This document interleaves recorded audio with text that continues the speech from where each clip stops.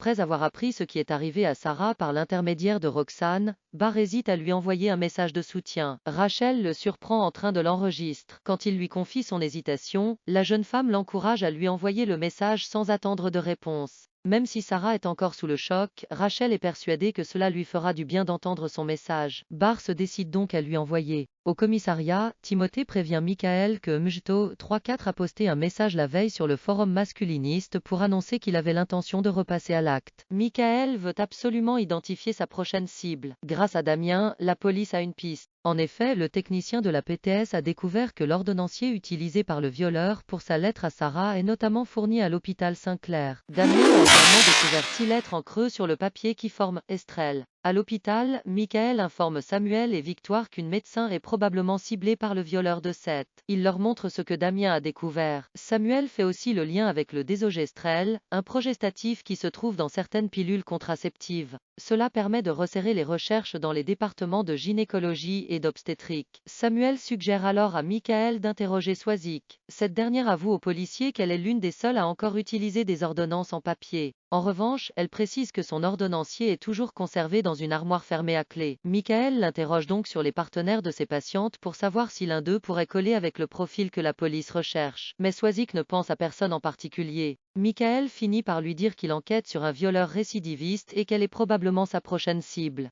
De retour au commissariat, Michael convoque tous les partenaires des patientes de Swazik afin que Damien compare leur ADN avec l'empreinte partielle retrouvée sur l'élastique de Mélodie. Mais celui-ci n'identifie aucune correspondance. Roxane, quant à elle, est choquée d'apprendre que Swazik a refusé une protection policière. Avec l'accord de Michael, elle contacte François pour que ce dernier réussisse à convaincre sa femme. Pendant ce temps, Joël se rend à la boutique de maquettes de Seth pour acheter de la colle car il a fait tomber son dernier pot. Il croise Ulrich Lezieux, le propriétaire de la boutique, qui souligne que la maladresse et le modélisme ne vont pas trop ensemble. Quand Joël explique que sa compagne l'a justement mis au modélisme pour corriger ce travers, Ulrich lui conseille de ne pas se laisser faire et de lui montrer qui est le patron. À la nuit tombée, sur le parking de l'hôpital, le violeur s'apprête à attaquer Swazik. Il sort un élastique de musculation et une paire de ciseaux d'un sac. Mais juste à temps, Michael rejoint Swazik sur le parking pour lui annoncer qu'il va assurer sa protection. Swazik s'est en effet laissé convaincre par François. Elle monte donc dans sa voiture en compagnie du policier, puis s'en va, ignorant totalement qu'elle a échappé à une agression. Le violeur, qui n'est autre qu'Ulrich Lezieux, les regarde s'en aller. Pour son jour off, Manon profite de la compagnie de Nordine avant que ce dernier n'aille travailler. Elle décide ensuite de passer à la coloc pour voir Rachel. Les deux filles boivent un thé et grignotent. Alors que Rachel va leur resservir une tasse, elle est soudain prise d'un vertige en voyant une paire de ciseaux traîner sur le plan de travail, qui lui remémore son viol. Rachel s'évanouit par terre. Dans la panique, Manon se lève de son fauteuil roulant et marche jusqu'à elle. Rachel reprend progressivement ses esprits. Une fois son malaise passé, elle se rend compte que Manon a réussi à marcher et souligne cette victoire.